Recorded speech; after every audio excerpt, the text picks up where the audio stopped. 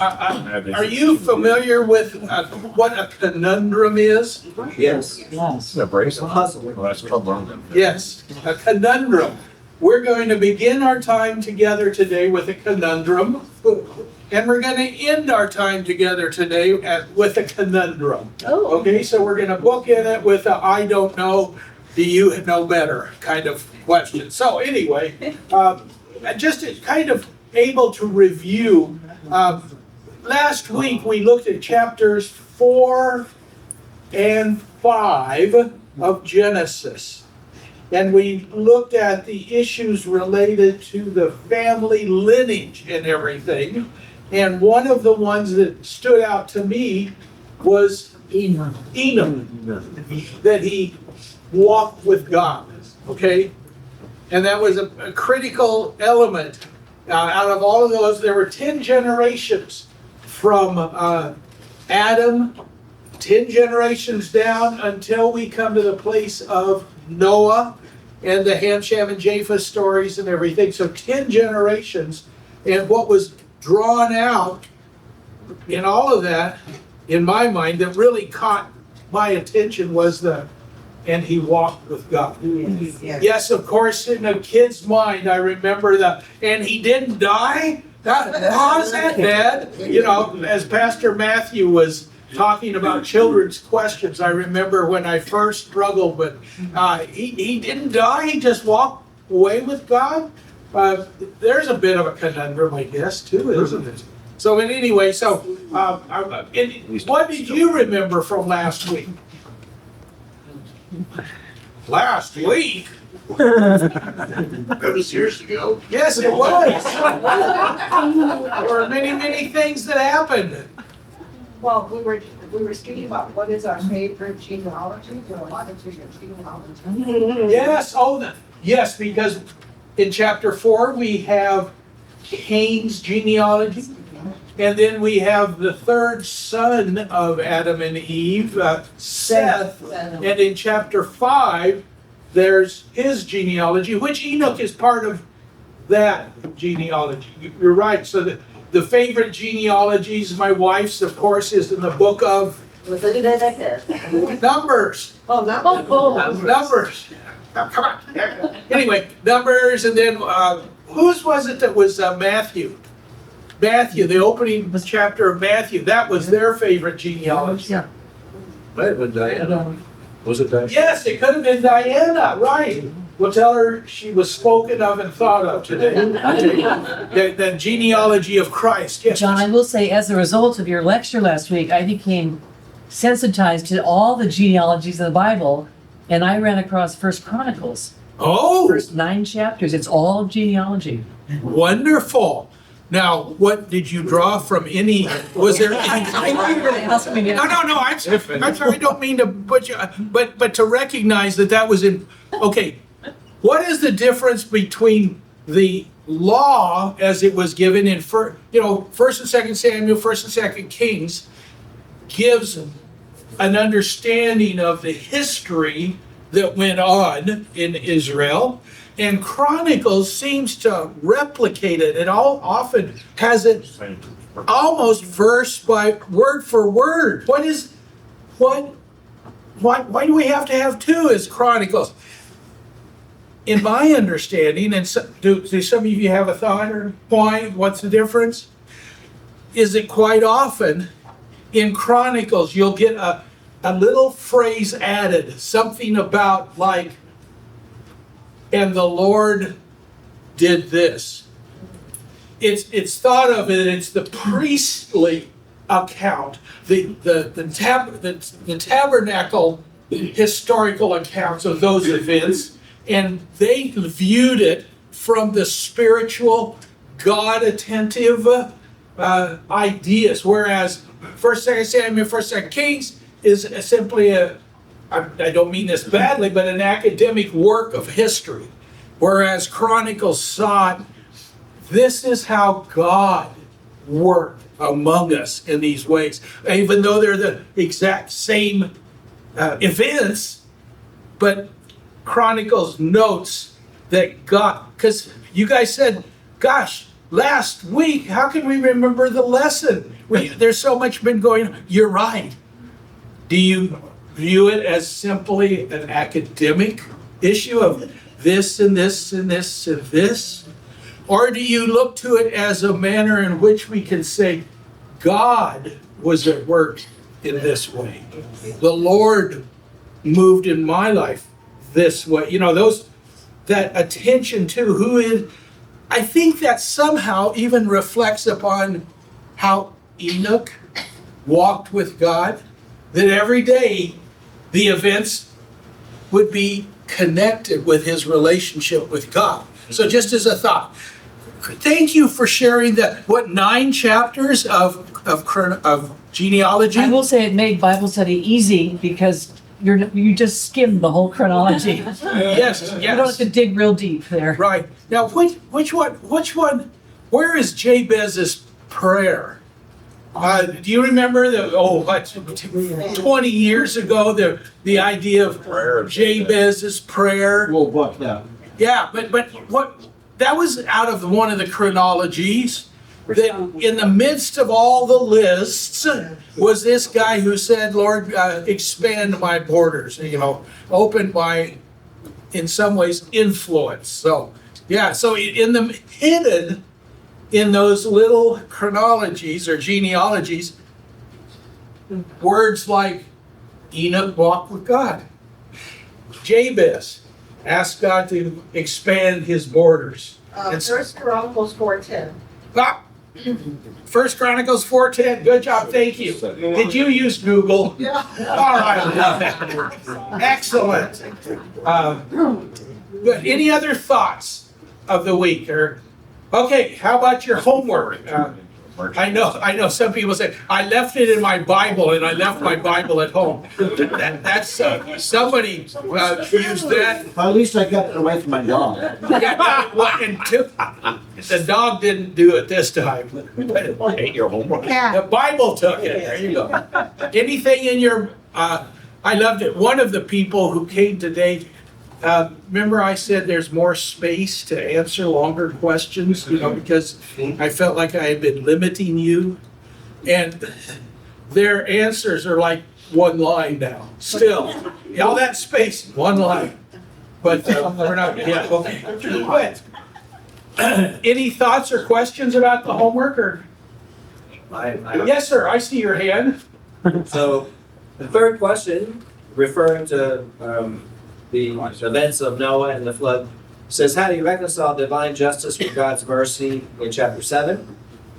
And since I don't really know the answer to that, but when I think about justice and mercy, God, the verse that I love that came to mind is in Romans 11 that says, notice therefore both the kindness and the severity of God.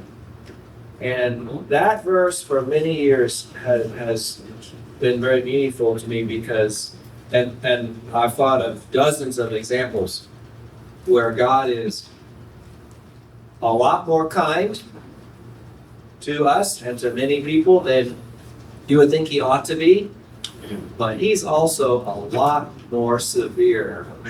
Like the flood, like wiping out the whole earth, right? Than you might expect or think would be even appropriate, right? So I take that verse to mean don't mess with God.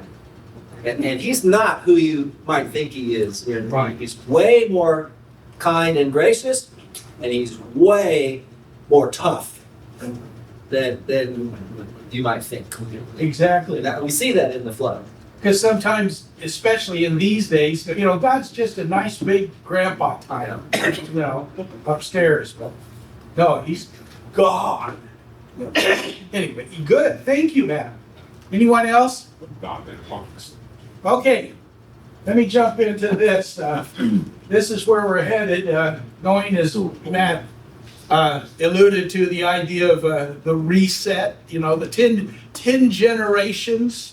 And if you had looked at the chapter 4, you would have seen all of the cultural advancements. There are builders and there are musicians and other family members. And so the culture was not just caveman dragging people around by the hair. I see how I tried to keep that.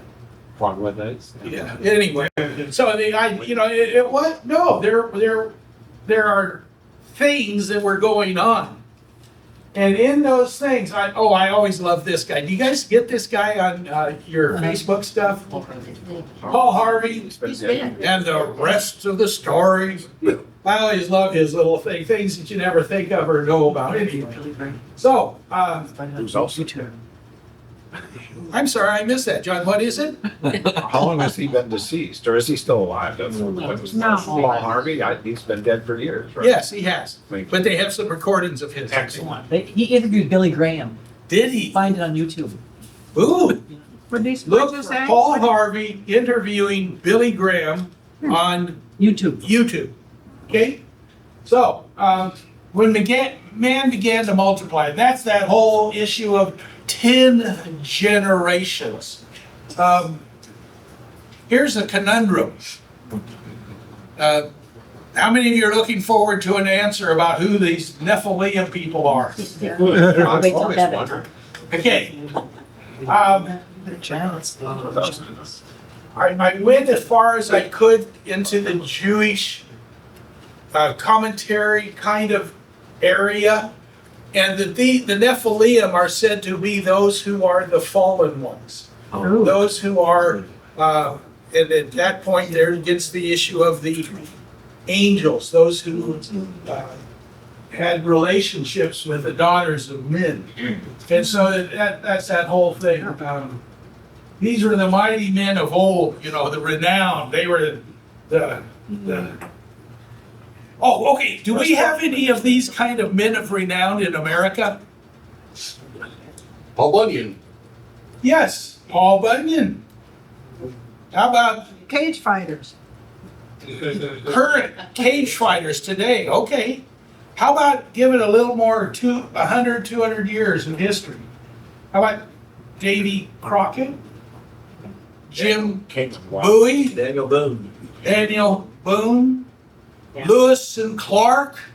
Those kind of people like Bunyan, larger than life kind of things that are part of our heritage. And that's where you have this. But the best understanding I could have, if you remember last week, I spoke about the cultures around Israel, or around, not Israel yet, I'm sorry, around the lineage of Christ prior to the children of Israel. The cultures around them had certain fables and teaching about reincarnation. Like if you remember the Samo people I brought up, remember? Deer in the headlights time. Having to do with that they felt, as Dan shared, that they would have a newborn baby, would have received a spirit from the forest people, those who had passed before. And they would then watch the child to see how they react, how they laugh, what they do, and everything, to see which of those grandparents, aunts, uncles, they received the spirit of. And it was that reincarnated soul, because even when this child would grow old and everything and pass away, that spirit would go back into the forest and be reclaimed by another child that would be born. So that whole reincarnation thing that we're familiar with, that was what was thought going on here. So what would you want to do with all these ideas about mighty men, valor, people of divine nature in the relationship? How would you deal with that as the Jewish history going forward? How would they either continue to influence or be part of the community? Or what would you do with that? Well, one of the ways is thought to be these verses, 1 through 4, are gathering those other than Yahweh ideas, other than Jehovah ideas, bunching them together, and then what great event followed this? Flood. The flood. You can drown them all. Be done with them. You don't have to worry about them anymore. And so that the conundrum is every commentary in the world you look at have no clue who the Nephilim are or who the men are in that. They don't know. But in the Jewish Mishnah, it's the commentary of the Jews. They declare it as it's the gathering of and no longer acknowledging them as any part of true history. That the reincarnation thing and all of the divine with anyway. So, You could write a book about it, call it the Book of Giants, and leave a copy of the Dead Sea Scrolls for us to partially. is that there? Uh-huh. Oh, I love it. It in fact speaks of Gilgamesh. But remember, it's allegorical. It's not part of the Bible. Right. Gilgamesh is one that they refer to a lot. Okay, the Lord observed an extent of human wickedness. That's a sad statement. Yes. Saw all the wickedness, everything they thought or imagined was consistently and totally evil. Wow.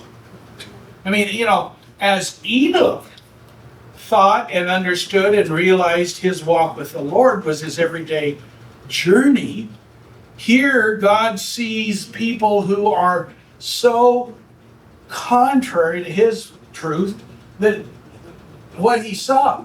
Now, Matt gave to us, I loved it. And I think I shared it with you last week.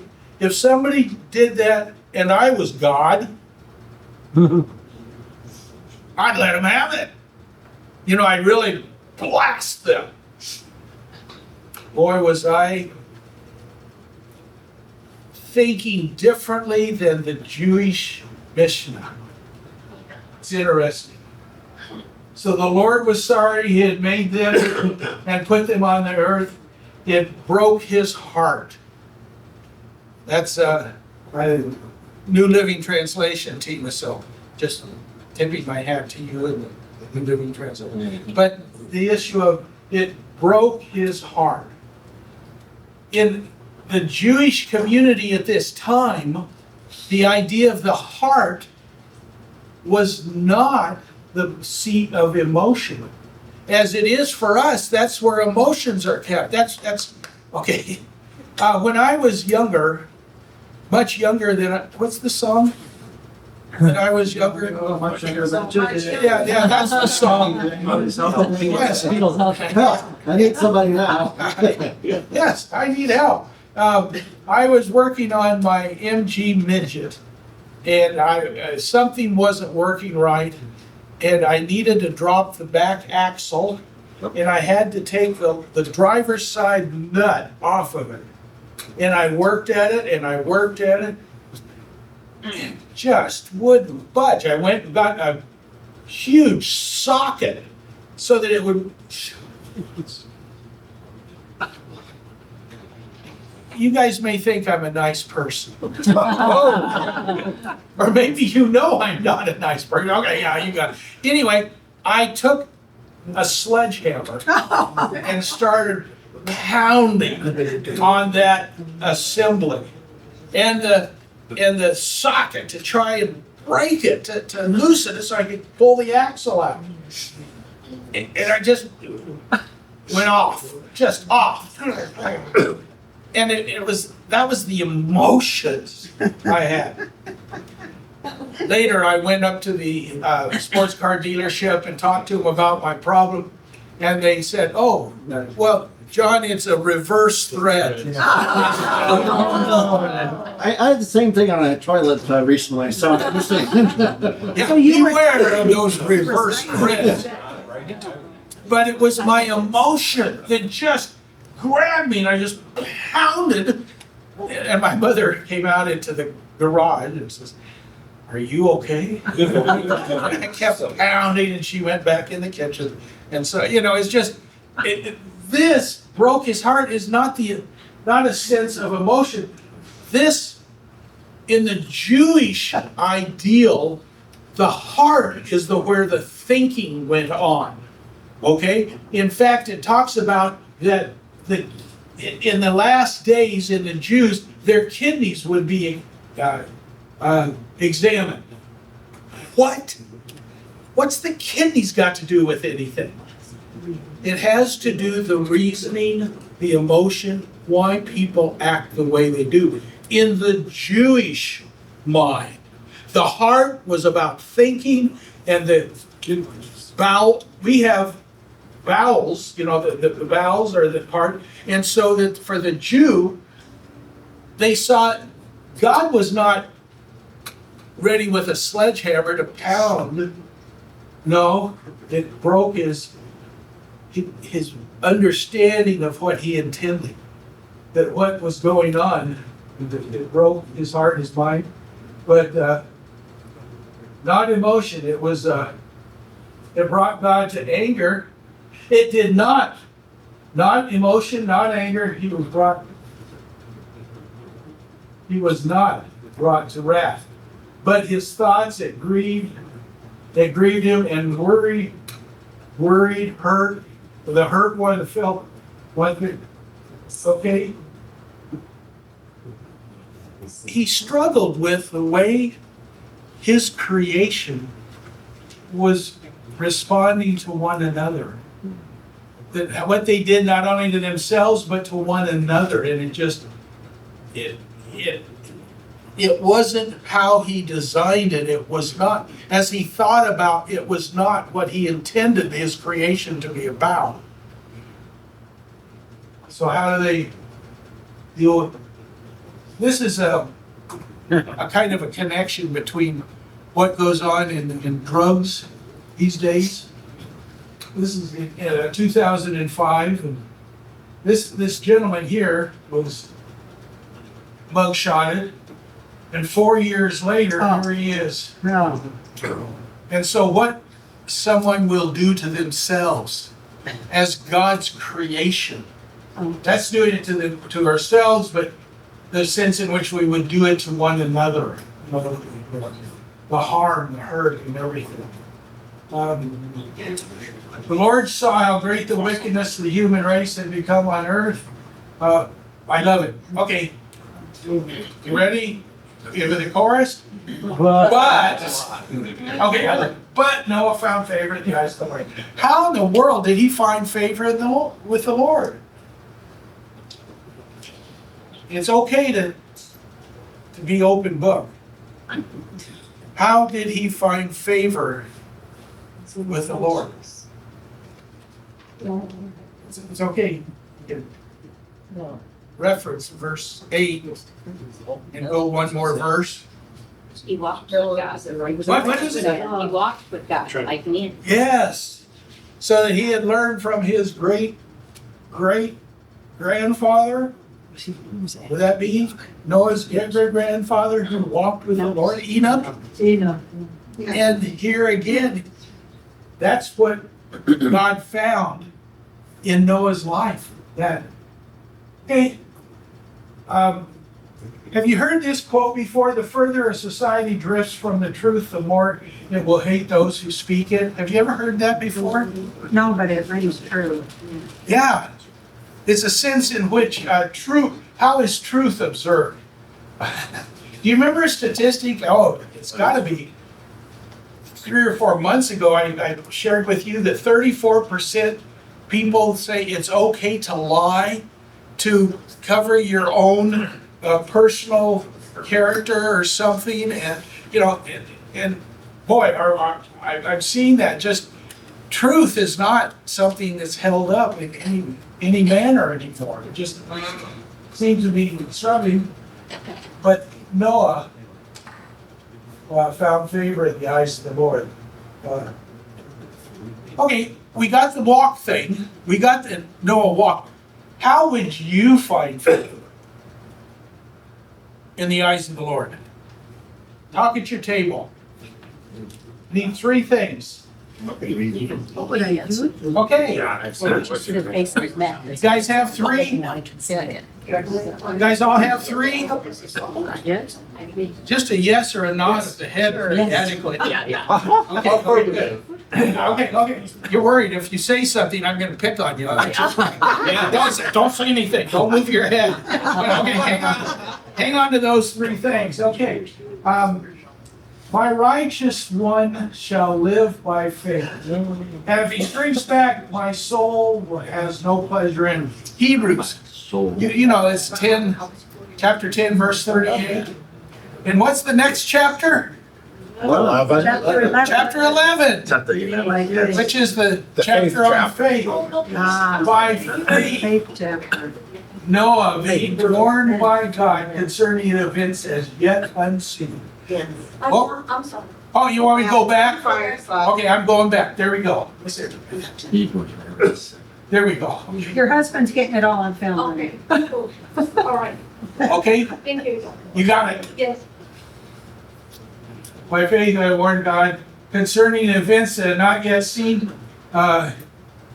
In reverent fear, constructed an ark for the saving of his household, and became an heir of righteousness that comes by faith. What was the warning thing that had? I know it's too simple of a question. A flood. You know, thinking that Noah was out in some arid desert area and he's being asked to build a ark, a boat. You know, it doesn't make sense. But how did he please God? How he did what God wanted to do. You know, he was obedient in ways that others weren't. Okay? I love, okay, wait a second. I've expressed how often I've appreciated Pastor Matthew or Pastor Nick kind of giving a heads up to a lesson I want to be teaching. This time I want to say that I appreciate God having things happen in Kamchatka that I wanted to teach on. Okay? How do people respond to the tsunami at an 8.8 earthquake just off the peninsula of Kamchatka? Do you guys know where Kamchatka is? We do now. It's on the risk board. Yeah. That's how I learned. There's a game called Risk, and that's how I learned Kamchatka, where it's at and everything. But this was this was a aerial scene of some of the things, and this was in Crescent City. Some of our friends up there, Abby and Steve and Abby. This was another earthquake, but earthquake tsunami event, and this is some of the things that happened to it. And there's Kamchatka across from Alaska. You can see the relationship there. And so I love that people, I love how God, He makes a tsunami happen just for me, so that I can, the whole reason so that I can use it as the illustration for our lesson. Yeah, and this, you remember, was it 2011 in Japan? Fukushima. I remember just seeing visually those cars being tossed like this. And this then is kind of a, we get, how many, if it's an earthquake in Hawaii, so what would we have? Maybe 4 hours, 5 hours warning that we're going to go, just knowing how much the time frame is. This was about the earthquake. Now, think about Noah. How long did he build the ark? How long did it take him? He and his sons. Are you familiar with some of the guesses that? They didn't have power tools. Oh, they did. Animals. That power, that's the power tool they had, but Was it yes, 400 years? say it one more time, Ruth. 400? No, not quite 400. Some say, some say, oh, actually it's 60 to 70, but Bible, as you look at it, it talks about 120 years. Now, think of he and his neighbors. All these people that were in the community walking by as old Noah is, what you building, Noah? Well, I'm building an ark. What for? Well, there's gonna be a flood. Okay. What's a flood? Doesn't understand, and for possibly 120, we get 5 hours warning here in California with the tsunami out of Hawaii. But here they are having 120 years of warning of what God was going to do. And have you guys ever received a warning about if you do that again, something's going to happen to you? My parents, they actually would dish it out. I've watched parents say, if you do that again, I'm going to, well, if you do it one more time, I'm going to, but if you do it again, I'm going to, yeah. I appreciated how Matt recognized that God is loving and merciful, but he's also a God who is God. And so that for 120 years, here's some folks understand, you're building, why are you building an ark? So you see, I don't know how I arranged my slides. Hope I didn't do it right. But anyway, think of the panic. After God had told Noah, sons, family, get on the ark, get animals. How many animals was he supposed to get? 2 or 7. 2 of each. Or 7 pairs. Or 7. Yeah, is that it? Did you ever wonder, why does it say 2 of each here? And then you understand, well, that there's going to be some sacrifices to be had right off after you get off the ark. And so you don't want to do the 2 sheep in a sacrifice and there's no more sheep. 7 pairs of them. So, there's Lions gotta eat. there's so many jokes about keeping the lions away from the rabbits or something like the ark or things.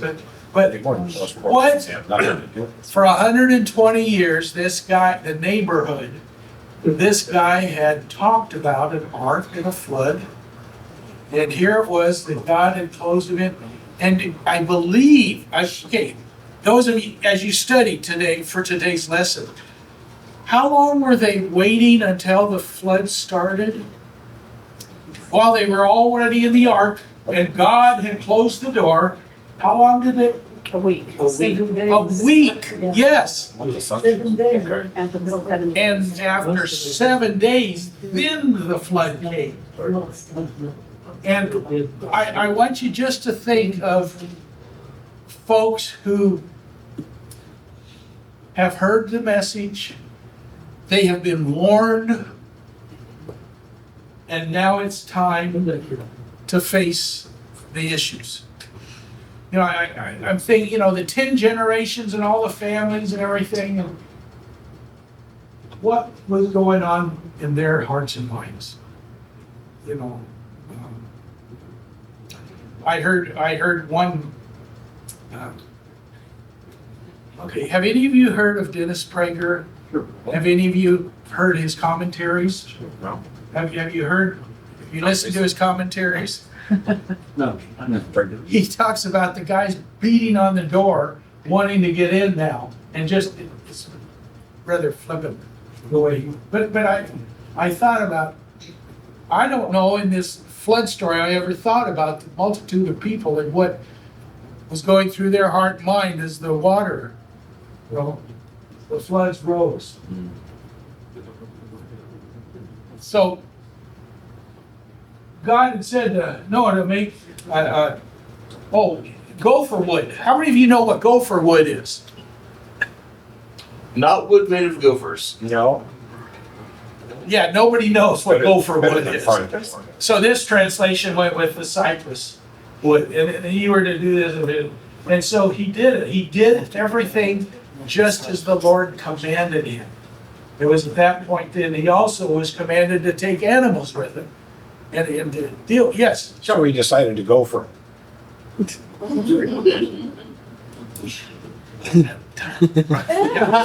okay.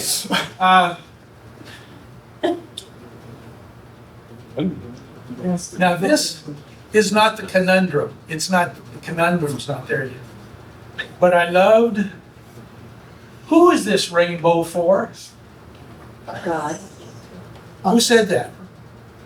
Yeah. He said he put it there to remind himself never to do it again. Okay.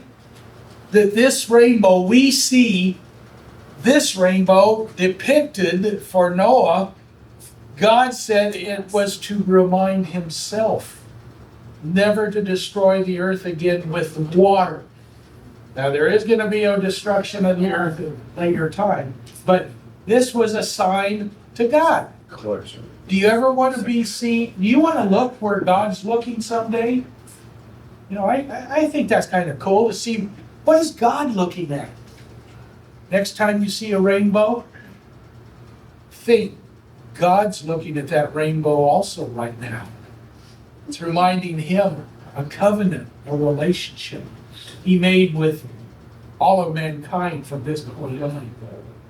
And so a fresh start in the promise.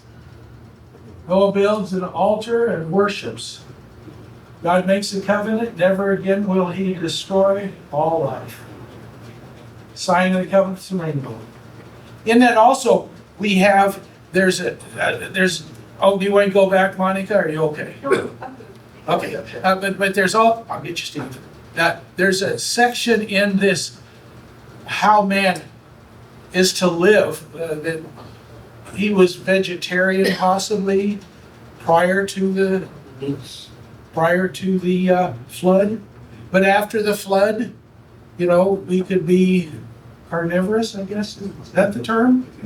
Yeah. Eat meat? Yeah. So that, and then it also some of the how we relate to one another, so that some of the things that have gone on with Cain and Abel, they were addressed in this covenant thing, and it's a whole thing there.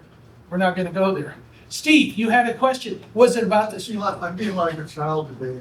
Oh, isn't that fun? And just I struggle with God remembering that He's omniscient. Why does He not know the future?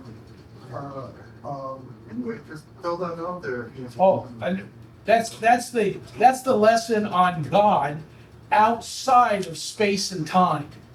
Outside of space and time, He has seen all of it is now. All of what is in lineal time frame for us, you know, like, oh gosh, do you know I'm really old, and there's been a time frame, and I remember when, and I'm hoping for some more time, and I live within the constraints of space and time. God is outside of that space and time, but He interjects into space and time. Those things called miracles. Those kinds of things are some of that. But you're right, that's a huge question about does He know, does He not know, and everything like that. And you expect me to give you that answer? Come on. No, it's fine. Okay. Yeah, my simple mind says I cannot perceive all of who God is as being outside of space and time. But when He says, my name is I am to Moses, that's the ever-present God in those things. And Christ said, I am. And so that anyway, so that's another great discussion. I've got 5 minutes, and I've got to get to the conundrum. Okay, Steve? That's a conundrum. Yeah. Okay, that's another, okay, thank you. Yeah, good. And the I am that I am is a conundrum because many people will say, I will be that I will be. Yeah, right. And so, what did Noah do when he first got off the boat? No, first. Oh, maybe not. Planted a vineyard. No, first. Sacrifice. But yeah, he built an altar, sacrificed and worshiped. Yes, that was a trick question because with the picture, Yeah. that's a trick. Watch out for Johnny. Okay, what was maybe the second thing we think of Noah doing? He built a garden, wine garden. Come on, you go in. wine. I tried it once. I'm not going to do it again. John will kill me. No. What to drown? Yeah, he planted a vineyard. Okay, the whole issue of wine and everything. Now, this wasn't something new. This had been from the time before the flood, realizing how cultivation and everything would bring you to this. But the conundrum for me comes, I love this painting. Notice you see one son looking right at his father, and the two other sons not looking at his father. You know, it's a representative of what the story is at the end of chapter 9.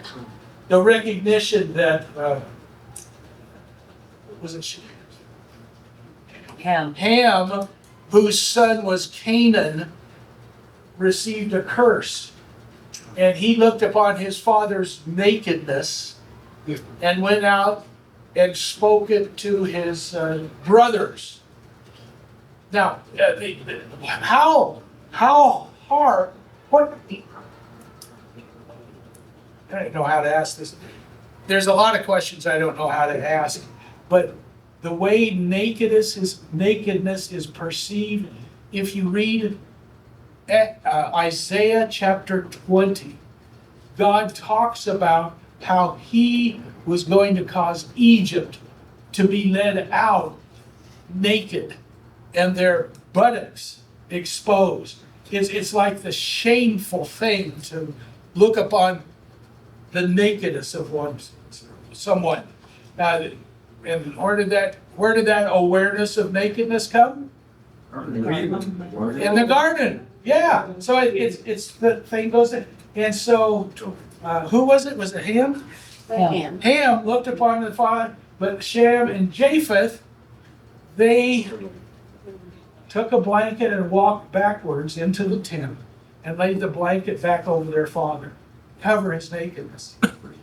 Debbie and I have some friends that one of them got remarried, and sometimes his new wife kind of doesn't think about things she's saying, and sometimes it's kind of, oh, oops. His children would be laughing at their stepmother.